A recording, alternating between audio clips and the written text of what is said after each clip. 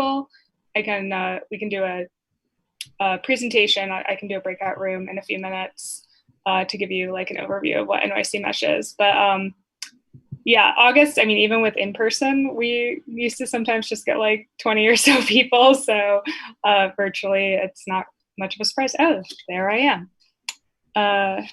Yeah, but have people been able to like work much on any new projects that they've been working on? Any updates? Aubergine, have you been working on the camera project much? Or? Yes. Yeah. I've been working on a camera project, though I've been kind of branching off from it and doing more community engagement stuff. There's where a couple of us are planning to do like an InfoSec teach-in in collaboration with other organizations. Oh, cool. If interest, like, I don't want to get into like too many details here, but like if you're interested, you can reach out to me. I'm Aubergine on Slack. Is there any organizations you can, or like types of organizations, if you don't want to like necessarily? Like Cyper is something that we've contacted. Cool. And then someone from Crypto Harlem is kind of get involved, not as like a so you're gonna do more of like a trainer exercise with us, which is really exciting. Yeah, Crypto Harlem sounds like a super cool group, and like their mission is really similar to Mesh in that like it's trying to like give people who haven't traditionally had access to like a lot of tech resources, like access to those resources. Yeah. Nice. And like someone who's like, and then we have like somebody who's involved in the project who's not here, has a lawyer friend who focuses specifically on like police misconduct and litigation. So she's also involved. So it's gonna be really exciting. It's like a cross between like tech and like legal education stuff. Yeah, it definitely seemed to kind of shift pretty dramatically into the legal direction. Definitely like our call it stop a few weeks ago was enlightening into kind of what it was. Definitely an example of like us creating technology, or well, us as an NYC Mesh, or just like an organization, and really needing to, in the process, like even in the early stages, like figuring out like how this could like affect others, like what are the implications of this technology, such as like when in our call, like he was saying how he was like figuring out like what footage could actually be used in the court of law, or like how effective it could be. So I thought that was really interesting to that. I thought it was really good that you guys are really taking a comprehensive and thorough look at understanding what the project you're creating, what impact it could have. And the teach-in is kind of like a sub-project of the archive project. I think Logan can speak more to like the project. Sure. I mean, you know, we're, as far as the, I guess it was sort of covered, but we're sort of on a slight holding pattern on the tech side of things, while we figure out, you know, where our legalities and where our obligations and everything lie. You know, but we're still in the background kind of figuring out what we could do as far as cryptography goes, and making sure what we do is and what we do end up storing can't be used by legal authorities in the United States without a full consensus of keys being able to unlock the encrypted data. And how we're going to do that is sort of spread those keys between the US and the EU, where they can't be touched. Kind of fun. We're trying to meet up tomorrow. The infrastructure guys are trying to meet up tomorrow. How we're going to do all of that. As far as development goes, we haven't really done a whole lot on that recently. just because our focus is on the security side and on the legalities currently. Yeah, sure. Yeah, it seems like there's a lot of that surrounding the project, and just don't get too much over your head. I have kind of an announcement of something I've been working on a little bit that just kind of has really been coming into fruition. A few weeks ago, Jane Coffin from ISOC reached out to me and Scott, introducing us to this man, Jeff Besder. He's CEO of iThreat, a cybersecurity company in New Jersey, and he's also on the board of the PIR, and like involved with ISOC, and has been kind of like a close friend of, acquaintance at least, of like he knows Jolly and Jane and etc. And he wants to build a network in New Brunswick for students, like specifically for elementary, or at least starting with elementary students, and then maybe expanding the network further. And I've been helping him kind of understand, like consulting to an extent of like what questions to ask, and like he's been working with the mayor's office and Johnson & Johnson, who's located there, to build a network and what's feasible, to actually build like a sufficient network. And today he just emailed me saying Johnson & Johnson might be willing to put down $18,000 a month. I believe it was something crazy. It was like, it might be a year.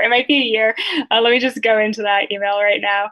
I got it, like I was in the middle of like a meeting at work, and I was like, I just saw 18,000, but to help with like infrastructure rentals, at least like fiber, to get connected. So I have been kind of just like giving him tips on what to do, and like just seeing where this came. But I definitely think we're like beginning to start.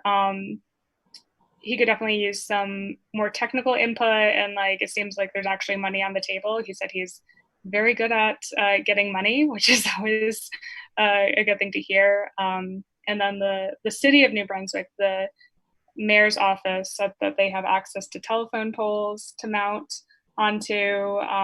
It seems like they can get power from the telephone poles as well.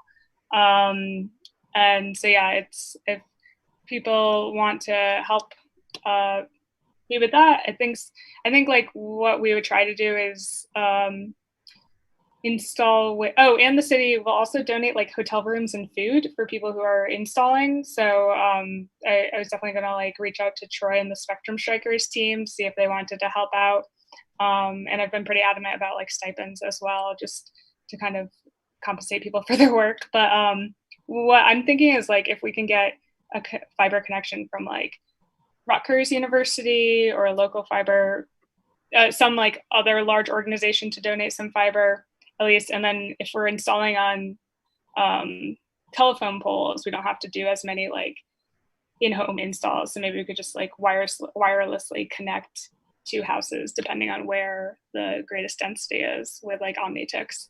So that's like a very, very loose and a brief description of like what my thought of like the actual infrastructure would look like. But I definitely think I could use some help because I think he thinks I understand it a little better than I do.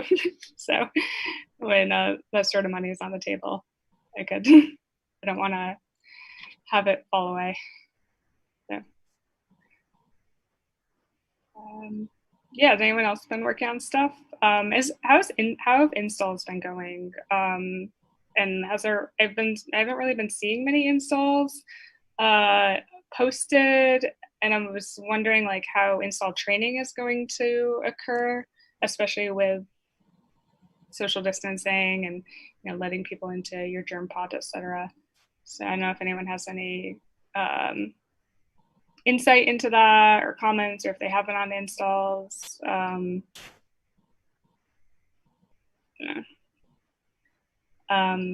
We've also talked about like the need to do neighborhood install leaders, which would help people not have to necessarily travel as much and be a little more engaged with their community.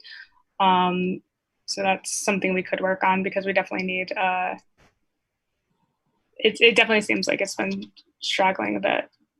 Does anyone have any? I mean, I just know that the install team Slack is pretty active with people going out and doing stuff. Okay. That's all I know. I guess in comparison to like a few months ago, it seemed really inactive. So, I mean, I've been seeing posts, but definitely not at the rate which they were done before. And I even know, like, I have a friend who requested an install and he hasn't heard back. And like, so I wasn't sure if it was just manpower or, I mean, I imagine manpower is obviously kind of always a problem, but, or lack of it. But if there's if anyone's been talking about this at all. Not sure. Okay. Yeah, I mean, this isn't really necessarily. I know the Aquatorium boat's getting new Wi-Fi soon. Sorry, what? I know Node 355 is getting new Wi-Fi soon. The Aquatorium boat. Okay. Okay. Cool.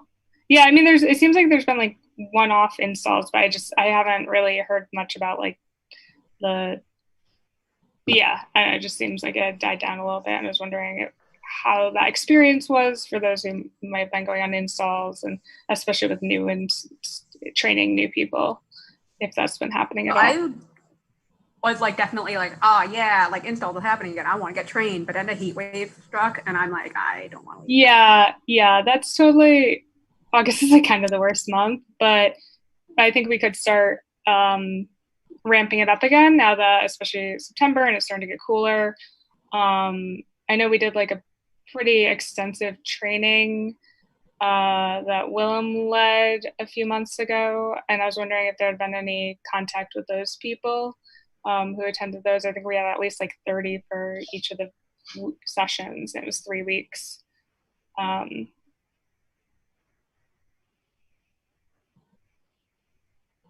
Okay. Does anyone else have stuff they want to chat about? Or otherwise I can, if you're new, if you want to like just comment in the chat and I can bring you to a breakout and we can talk about what NYC Mesh is and give you an overview of that. And then usually people who have already been involved or are not interested. Hi, Esther. Hello. Welcome. They can chat about whatever they want and catch up. So yeah, so feel free. Hi, Anthony. All right, we can bring you in if other people are into just in a few minutes. I'll do a breakout room. How are you, Esther? How are things going? Good. I'm in Seattle. Yeah, we're still working on getting kind of a community cellular network up here. We've been able to apply for a lot of like COVID related, increasing internet access kind of grants through like with the libraries and with another community networking organization in Tacoma Community Network. And actually there was something that I wanted to mention to this group, which is that the Internet Society, which I think, supports both of us a lot, has this conference each year called the Indigenous Connectivity Summit. I don't know if you've heard of it. I think probably like, there have been some NYC Mesh attendees there, like Scott, I think. Yeah, I think he was the only one who did last year. But yeah, so the Indigenous Connectivity Summit is for North America is it's like in early October, and they asked me to lead sort of a hands-on training session for as part of they have like a 6-week training for community networking before the conference. So right now, because it has to be remote, it would just be mostly like crimping cable. And in terms of like, because usually we have, some sort of network deployment along with it, but it's really hard to do that remotely. So, we get we'll have a whole bunch of people joining remotely, but, the hands-on stuff is like, just what we can send them. So we're going to send them crimping kits and teach them how to do stuff. But I was thinking, oh, well, it would be most effective if we had breakout groups and like a whole bunch of sort of leaders or mentors who would be able to like give more attention than it in like 100-person Zoom call. So yeah, if people from NYC Mesh who have done hands-on stuff would like to volunteer for that, that would be awesome.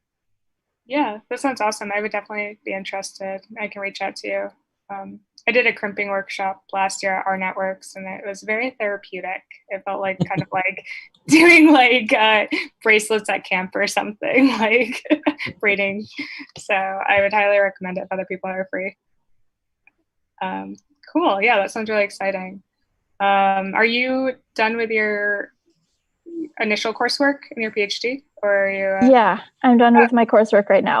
I just finished it. Yeah. So for the next 2 years, I will focus on research and like my dissertation. I don't really have a thesis yet, but but I think that's okay. My advisor seems to be okay with me just kind of like crunching on network deployment stuff. Okay. So yeah, we have our first sort of like fully functioning LTE CBRS, that's the Open Citizens Band radio service tower up on the roof of this building. I just put it up a few days ago, and we have like a cell phone working on it and everything. So it's very exciting. Oh, that's so cool. Yeah, I mean, it's like there's such a practical application for your work right now, so that they're probably like, okay, fine, like get some. What antenna did you use? It's just a big Omni. It's like, you know, huge 11 dB, like that big. Yeah. Yeah. Right on. There's like a limit to the total power output that CBRS devices have to have. So, yeah, we have to just be careful about the combination of radio and antenna. We just threw CBRS in the tunnel on the L train between the Bedford Avenue stop and First Avenue stop. It's just running carrier wave right now, but we'll have AT&T signed on probably next week. Uh-oh. Bringing in the competition. Mm-hmm. Who is? I'm trying to set up a breakout room, which I actually have not done. Before we go into breakout room, can I give up one more update? Yeah. So a couple weeks ago, Brian, Rob, and I participated in an interview with the EDC, MOCTO, Economic Development Corporation, Mayor's Office of the CTO, and NYCHA for the for like potentially outfitting a couple of NYCHA complexes with like free and low cost internet. No update, like haven't heard anything from them since then, but that was really cool.